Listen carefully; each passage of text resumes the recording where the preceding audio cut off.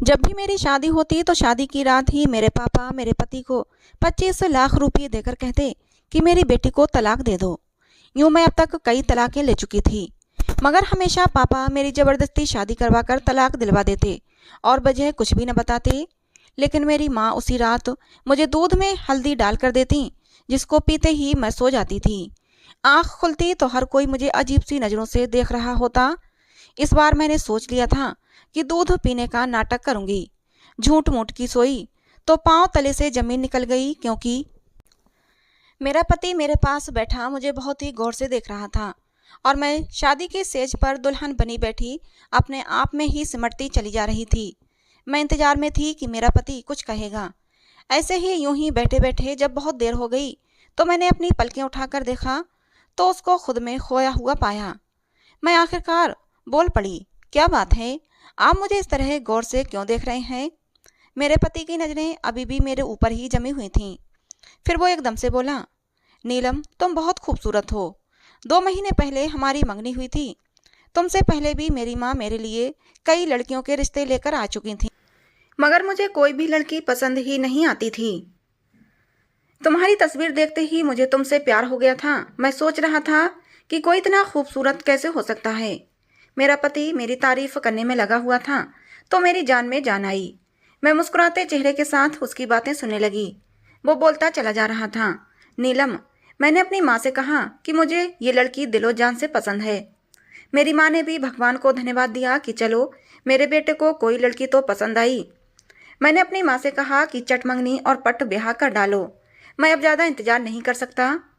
मेरी माँ ने मेरा कहा मान लिया और अब देखो ना, तुम सिर्फ 2 महीने के बाद ही मेरी हो चुकी हो। मगर ये 2 महीने यूं ही नहीं कट गए थे। मैंने एक एक पल को गिन गिन कर गुजारा था। जब भी मैं तुमसे फ़ोन पर बात करता तो लगता कि मैं तुम्हें अपने पास ले आऊं।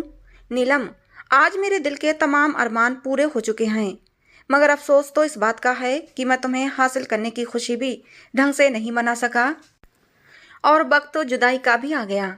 मेरे पति की आखिरी बात सुनकर मैं सुन रह गई थी।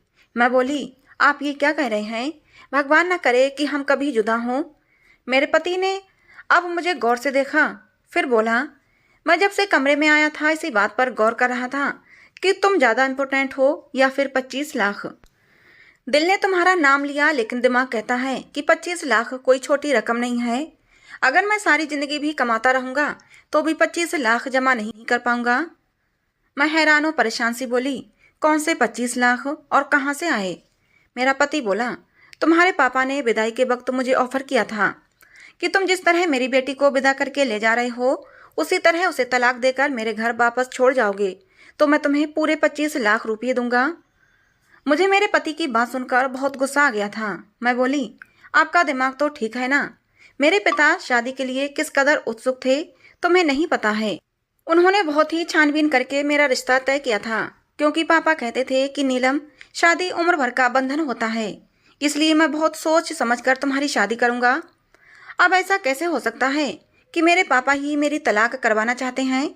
आप यकीनन मेरे साथ मजाक कर रहे हैं, मगर मैं आपको साफ साफ बता दूं, मुझे इस तरह का मजाक बिल्कुल भी पसंद नहीं। ये बात सच है कि मैं आपको बहुत चाहती हूँ, मगर ये मजाक का टाइम नहीं है। अगर आपके मजाक की वजह से मैं रूठ गई तो मानूंगी नहीं। मेरा पति बोला, प्यारी नीलम, मुझे माफ़ कर देना, मगर मैं मजबूर हो चुका हूँ, इसलिए मैं तुम्हें तलाक देता हूँ। मेरे पति ने ये कहते ही तलाक के पेपरों पर साइन कर दिए। उसके इतना करते ही मैं रोने लगी थी। मैंने तो कभी सपने में भी नहीं सोचा था कि मेरा पति मेरे साथ ऐसा भी कर सकता है। कभी सपने में भी नहीं सोचा था कि शादी की पहली रात ही मुझे तलाक मिल जाएगी। मेरी आंखों से आंसू बहने लगे तो मेरा पति बोला, बस बस, ये रोने का वक्त नहीं है यार। मुझे डर है कि जरा सी देर हो गई तो कहीं तुम्हारे पापा अपना फैसला न बदल लें। ये ना हो मेरे 25 लाख रुपये जो मैंने इतनी खूबसूरत बीवी को खोकर कमाए हैं मेरे हाथों से निकल जाएं। जल्दी जल्दी उठो, मैं तुम्हें तुम्हारे घर छोड़कर आता हूँ। मुझसे तो हिला भी नहीं जा रहा था, मगर मेरे पति ने मेरा हाथ पकड़ लिया और लगभग घसीटता हुआ अपने साथ बाहर ले आया और गाड़ी में बैठाकर मेरे घर के दरवाजे तक ले आया। उसने डोरबेल बजाई। दरवाज़ा पापा ने ही खोला। पापा को देखते ही मैं रोने लगी। मेरी आंखों के सामने ही मेरे पापा ने नोटों से भरा हुआ सूटकेस मेरे पति को थमा दिया। मेरा पति नोटों से भरा सूटकेस लेकर चला गया और मैं वहीं पत्थर के बुत की तरह खड़ी रही। मेरे पापा ने मेरा माथा चूमा और मुझे अंदर ले आए। सोफे पर बैठकर मैं जोर जोर से रो रही थी। पापा ने मुझसे कहा, भगवान का लाख लाख शुक्र है कि तुम्हारी जिंदगी तबाह होने से मैंने बचा ली। मैं रो रही थी। मैं बोली, मुझे बताएं पापा, आपने मेरे साथ ये सब क्यों किया? आपने मुझे बदनाम क्यों कर दिया? मैंने तो सुना था कि बाप अपनी बेटियों के घर बसाने की खातिर बहुत कुछ कर जाते हैं, मगर आपने तो मेरे पति को पैसों का लालच देकर मेरी तलाक करवा दी। मैं तलाक का ठप्पा माथे पर सजाकर कहाँ फिरूंगी? रोते रोते मेरी हिचकी बंध गई थी। इतने में मेरी माँ मेरे लिए हल्दी वाला दूध लेकर आई। कहने लगी, मेरी बेटी, ये दूध पी लो, तुम्हें आराम मिलेगा। मैं चीख पड़ी थी। मैं बोली, मम्मा, मेरा घर उजड़ गया है। मैं शादी की पहली रात ही तलाक लेकर घर वापस आ चुकी हूँ और इस सब के पीछे कोई और नहीं बल्कि मेरा अपना बाप है। मुझे दिलासा देने की बजाय आप मेरे लिए हल्दी वाला दूध लेकर आई हैं। मुझे बताएं, क्या यहाँ पर मेरा मजाक चल रहा है? मेरी माँ ने मुझे दोनों हाथों से थाम लिया, जबकि पापा बोले, नीलम, जब तुम्हारी शादी रोहित से हुई थी तब मेरे एक रिश्तेदार ने आकर मेरे कान में बताया था कि रोहित का घर एक फ्रॉड घराना है। रोहित तुमसे पहले भी कई लड़कियों से शादियां कर चुका है। ये सब सुनकर तो मैं हैरान रह गया था, मगर मैंने सोचा शायद ये झूठी खबर हो, इसलिए मैंने अपने जासूसों से पता लगाया तो मुझे मालूम हुआ कि रोहित सच में अच्छा लड़का नहीं है। वो तुम्हारी जिंदगी तबाह कर देता। तुम मेरी इकलौती औलाद हो, मैं तुम्हारी जिंदगी बर्बाद होते नहीं देख सकता था। मैं गुस्से से बोली, पापा, आप पहले भी तो ये सब कुछ पता करा सकते थे। आपने इस बात की पहले से जानकारी क्यों नहीं ली? मंगनी टूट जाती तो भी मुझे इतना दुख ना होता। अब तो मैं विदाई के बाद तलाक लेकर आई हूँ। अपनी सहेलियों को मैं क्या शक्ल दिखाऊंगी? लोग तो मेरा मजाक उड़ाएंगे ना। पापा बोले, लोगों की खातिर मैं तुम्हारी जिंदगी खराब होने नहीं देना चाहता था। ये नामुमकिन है। हमारा शोर सुनकर जो घर में मेहमान थे इकट्ठे होने लगे। ये नज़ारा देखकर वो भी हैरान हो गए। मेरी माँ ने जल्दी जल्दी से मुझे हल्दी वाला दूध पिला दिया। अब मेरी आंखों के सामने अंधेरा छाने लगा था। देखते ही देखते मैं गहरी नींद में सो चुकी थी। अगले दिन दोपहर के वक्त मेरी आंख खुली तो मैं अपने बेड पर लेटी हुई थी। मुझे बहुत अजीब सा महसूस हो रहा था। मेरा दिमाग आसपास के माहौल को पहचानने से गलती कर रहा था। मैं सोच रही थी कि मैं क्या कर रही हूँ, कहाँ पर हूँ। फिर मेरे दिमाग में रात वाला घटनाक्रम घूमने लगा और फिर मेरा दिल डूब सा गया। मैं जल्दी से उठकर बैठ गई और लगभग भागते हुई बाहर ड्राइंग रूम में आ गई। सब मेहमान वापस जाने की तैयारियों में थे, लेकिन मैं जैसे ही उनकी नज़रों में आई वो मुझे अजीब सी नज़रों से देखने लगे थे, मानो कि मैं कोई अजीब चीज़ हूँ। लेकिन उनकी नज़रों में मेरे लिए गुस्सा नहीं था, तंज भी नहीं था, कुछ ऐसा था जिसे मैं समझ नहीं पाई। मेरी माँ ने मुझे देखा तो मेरा हाथ पकड़कर अपने साथ कमरे में ले आई और कहने लगी, नीलम, अपना दिल छोटा मत करो, सब्र करो। एक ऐसा शख्स तुम्हारा हमसफर बनाएंगे हम लोग जो तुम्हें परेशान न करे। ऐसे इंसान के साथ तुम्हारी शादी करेंगे जो सिर्फ और सिर्फ तुम्हारा हो, तुम्हें दुनिया जहान की खुशियाँ दे। ज़्यादा सोच विचार मत करो। जब तक सारे मेहमान चले न जाएं अपने कमरे में ही बैठी रहो। मेरी माँ अपनी बात कहकर कमरे से बाहर चली गई। मैं एक बार फिर से रोने लगी थी।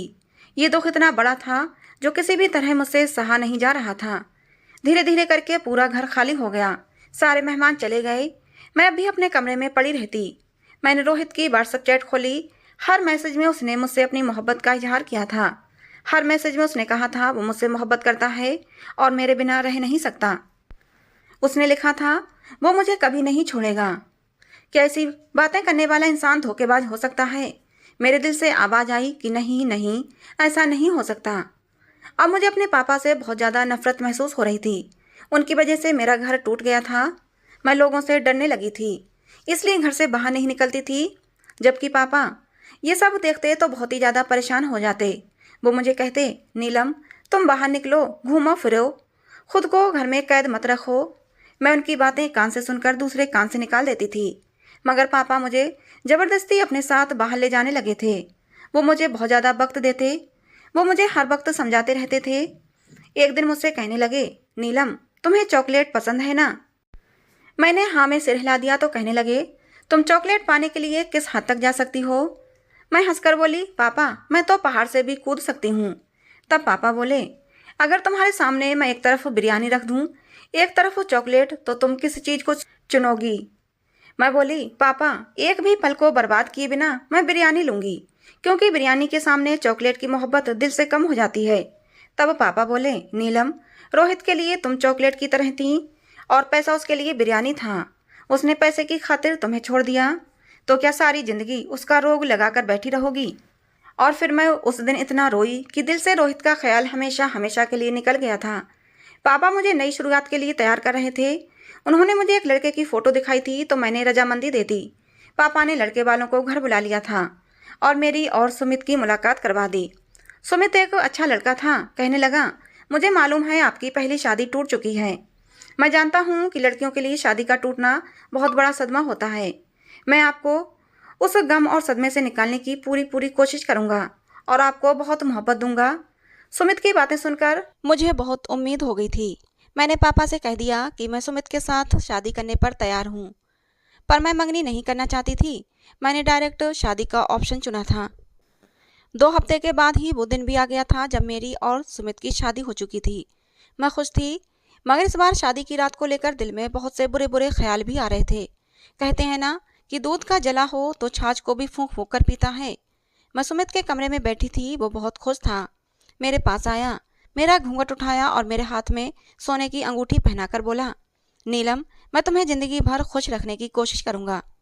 मैं मुस्कुराकर बोली, क्या मुझे आपकी बातों पर यकीन कर लेना चाहिए? सुमित ने हाँ में सर हिला दिया और बोला, जान की बाजी लगा दूंगा, पर अपने वादों से नहीं फिरूंगा। तभी सुमित के मोबाइल पर घंटी बजी। फ़ोन निकालकर कान से लगाया। कुछ ही देर बाद उसके चेहरे की मुस्कुराहट गायब हो चुकी थी। सुमित कहने लगा, आप ये क्या कह रहे हैं? मैं आपकी बात नहीं समझ पा रहा।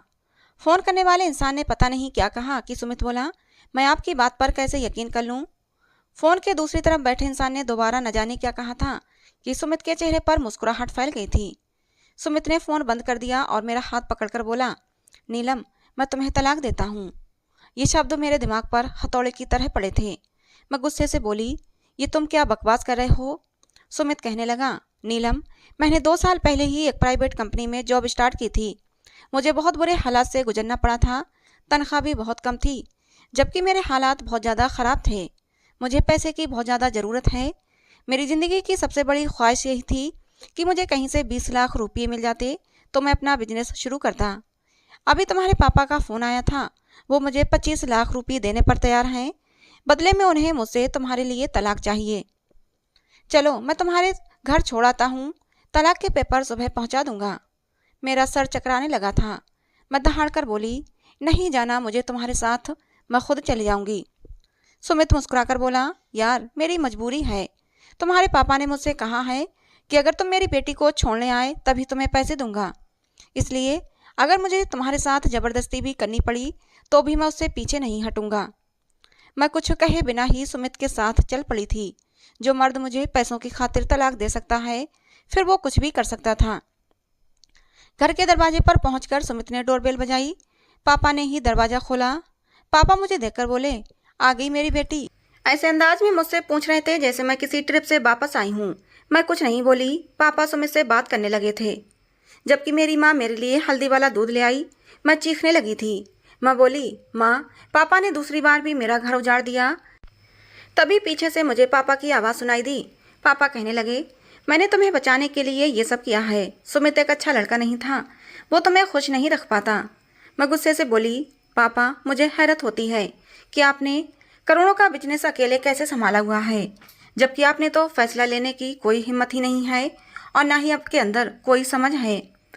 आपको तो इतना भी नहीं पता कि सामने वाला इंसान धोखेबाज है या फिर वफादार है। आपको लोगों की परख ही नहीं है। आप एक फेलियर इंसान हैं। मेरी दहाड़ से मेरी माँ हिल गई थी। मेरी माँ कहने लगी, बेटा दूध पी लो, तुम्हें सुकून मिल जाएगा। मैंने नामे से हिला दिया, लेकिन मम्मी ने ज़बरदस्ती मुझे दूध पिला दिया। दूध पीते ही मुझे नींद आ गई। अगले दिन मैं देर से उठी थी। दिन चढ़ आया था।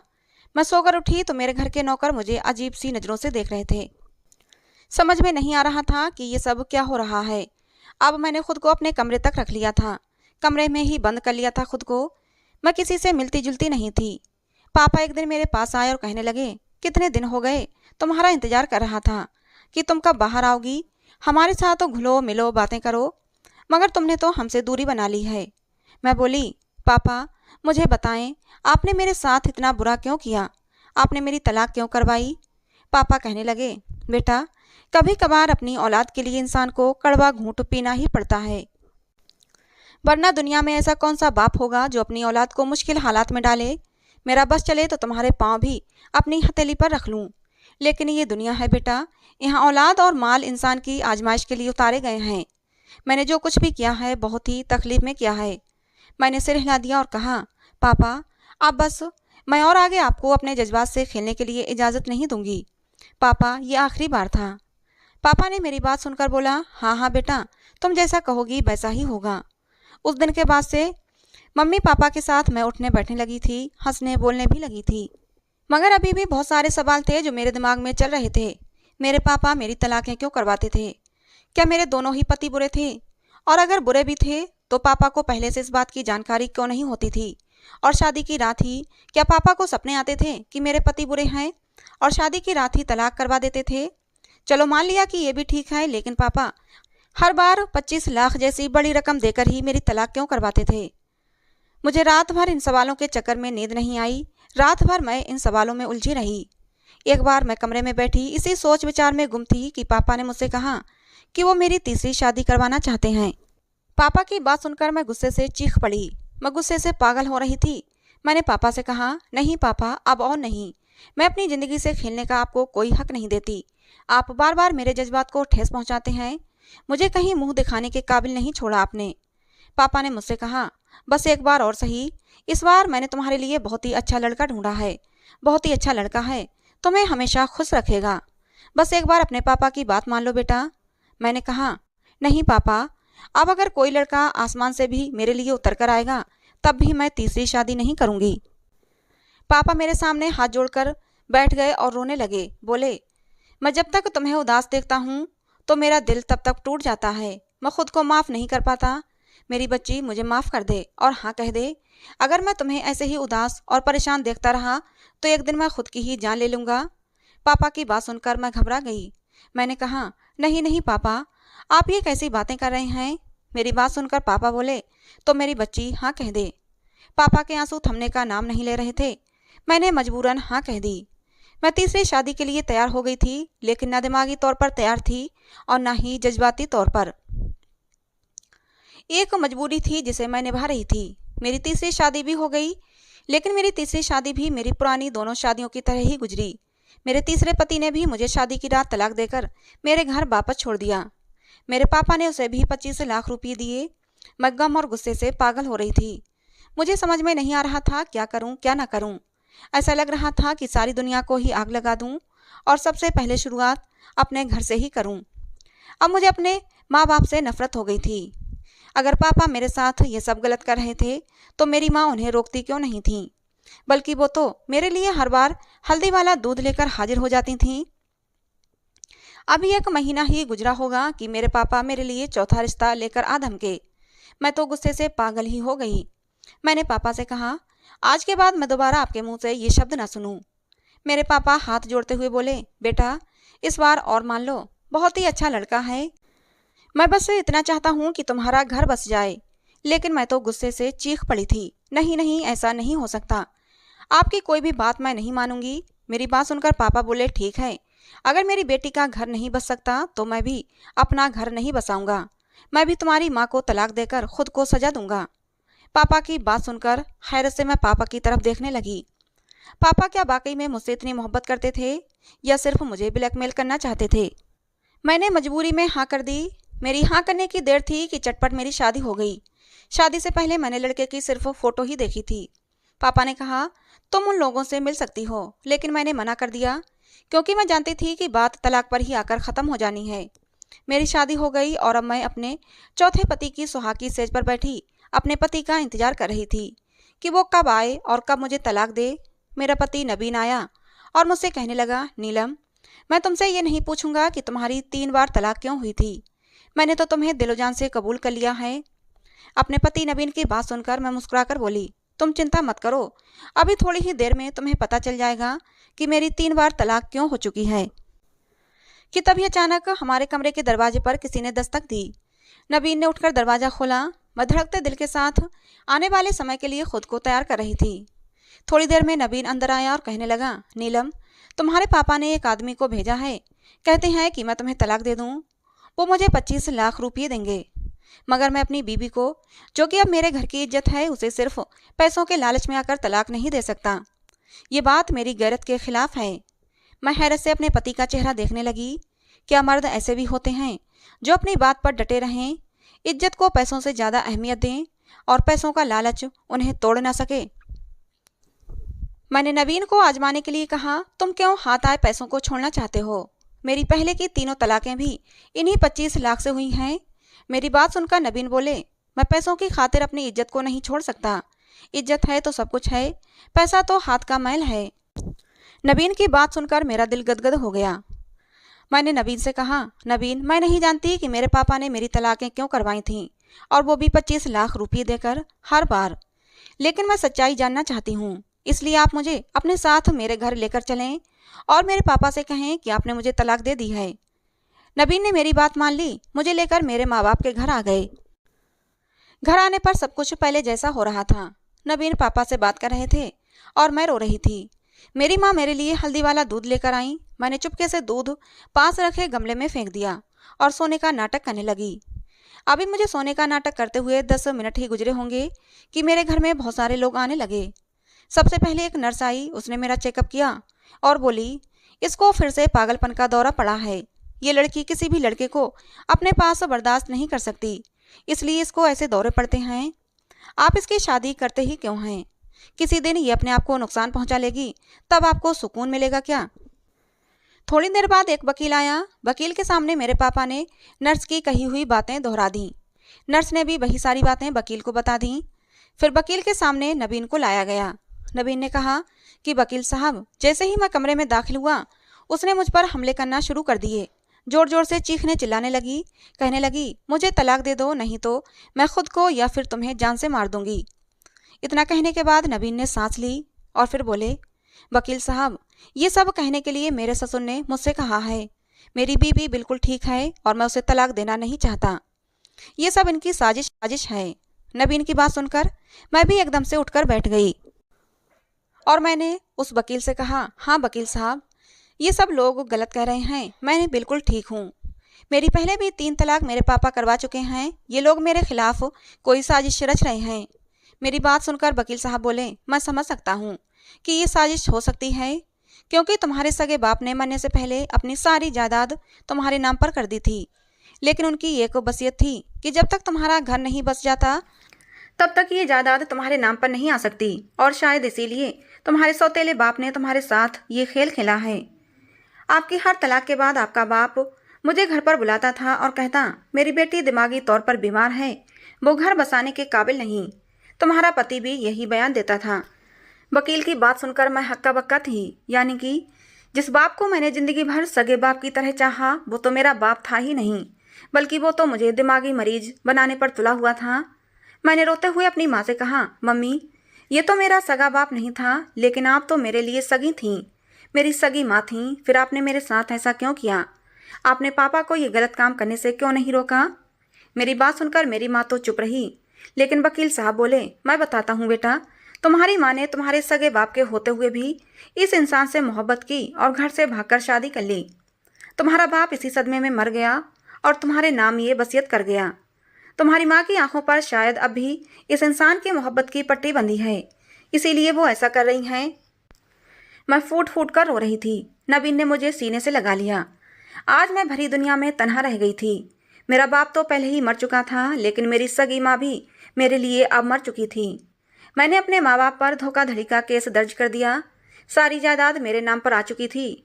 मैं और नवीन ही सारे बिजनेस को देख रहे थे। नवीन बहुत अच्छा था, मेरा बहुत ख्याल रखता था। शायद इसीलिए मैं अपने दुखों से जल्दी उबर आई थी।